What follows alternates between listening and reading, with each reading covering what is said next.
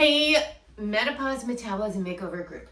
I want to touch base with you guys this week and talk a little bit about how we continue to have our health progress as we head into these colder, shorter days. So last week I talked a little bit about how we can transition, give ourselves a task to do at that transition of low light, right? So we're coming to the days, they get a little bit shorter. It's really easy to be like, oh, it's over now. It's 4:30. I'm going to the couch under a blanket. It's really easy to do that. Pack it in. And what you want to do is to try to give yourself a task to say like, okay, we get to do this when it's dark. So take a little bit of a 10-minute break to transition and be like, okay, here's my nighttime task.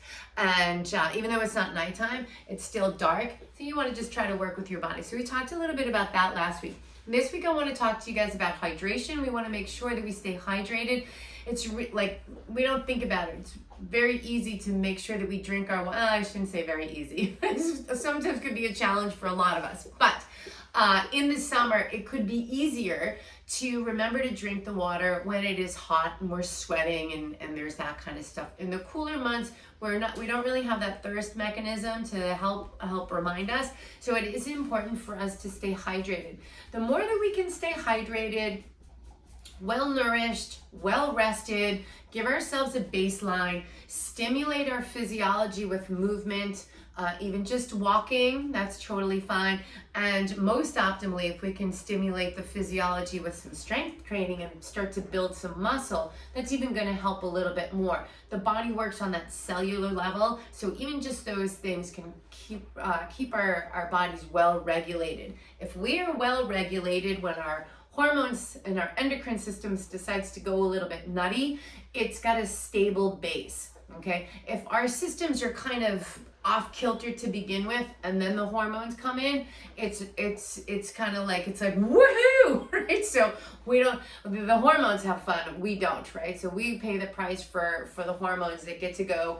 I always imagine them like on roller coasters and sleds and things like that, just having a grand old time with these peaks and valleys, and we're sweating, irritable, screaming for no reason, or just need to lay down, whatever it is, right? So it seems a little bit like unrelated, but it's very related. So hydration as we move into winter.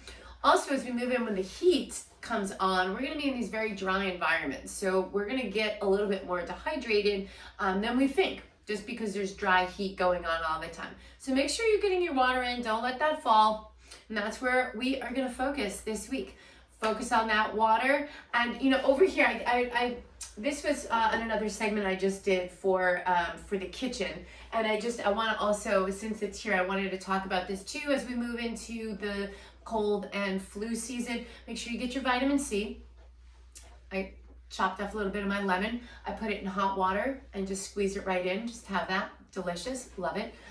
There's no caffeine and just a little bit of hot lemon water. This thing over here, fair warning, it's terrible. It's not terrible for you. It's good for you. Zinc. It's a trace metal. We do need it. And but it's a liquid, it's concentrated, and it absolutely tastes like something that should never come inside your body. It does taste like poison, I will warn you. So if you're somebody that's is gonna lose your mind over that, this is not for you.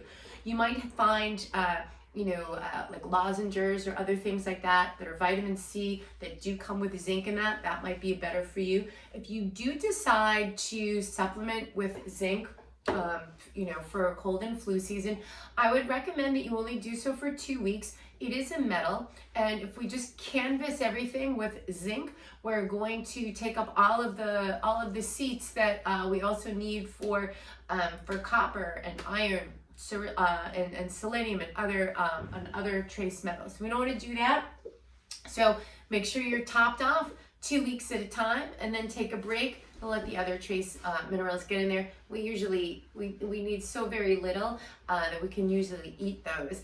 If you do have some questions about what are they, please do let me know. Happy to talk about that. For now, we'll keep it simple with the zinc and the terrible tasting stuff that we got going on there, but it's good for you. But I've a fair one. I will take anything that's like, it's good for me. I'll do it. Let me give it a shot. Like, I'll drink the omega-3s right out of the bottle. No problem. That's like Goggins level. But this stuff really kind of took me for a loop. So really, use caution. It's good for you. All right, everybody. Drink your water and stay healthy for our cold and flu season.